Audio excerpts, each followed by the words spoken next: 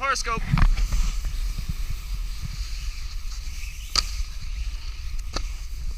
Board Insiders. Real riders, real reviews.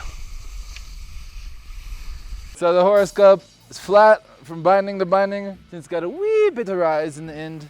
And then it has their Wapow flat kick technology on each end. This year, something new on the board is they have even shorter tip and tail for decreased swing weight, making it a little easier to throw around out in those streets.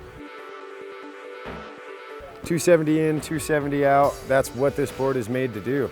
For the kid who goes out and just kills it all day, every day, sliding across, down or over something.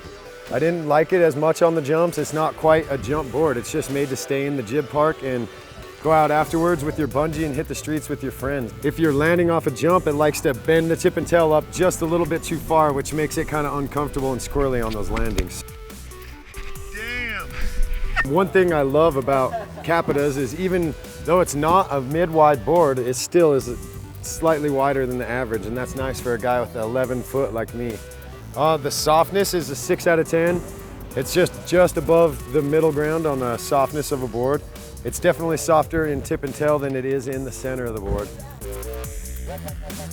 On the rails, it didn't really like to camber around the rail to sort of keep you locked in. It really kind of just wanted to push you right off.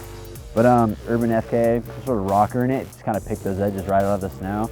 So it felt really good to butter on it. Even at speed, it was super comfortable. But yeah, a little bit stiffer on presses is kind of hard. You had to really kind of try to get any real flex in the board. I would recommend this to people that primarily like to just hit jumps, On jumps, it was really poppy and really nice. Landings just solid, which was, I found really surprising for, having rocker through it, which felt nice actually. It felt really good on your foot. It works for rails, if you're just gonna kind of roll through and just hit, whatever you want. But I would recommend it to people that really just enjoy hitting park jumps. So my preference of board is a battalion. That's what I usually ride all the time. So I expected this to catch a little more when I got on rails. And surprisingly, it was solid all around. I had a good feel for locking on the rail, getting off the rail. There was no hang up on any spot. This thing has a lot of pop. It's stiff in the middle, so when you really apply some pressure to it, you can pop and pretty much jump onto or off of anything. I would say this board is for somebody who's past beginner snowboarder trying to do everything in the park. I gave this board a CRED of a 94. Couldn't find anything wrong with it. Super amazing board for jibs.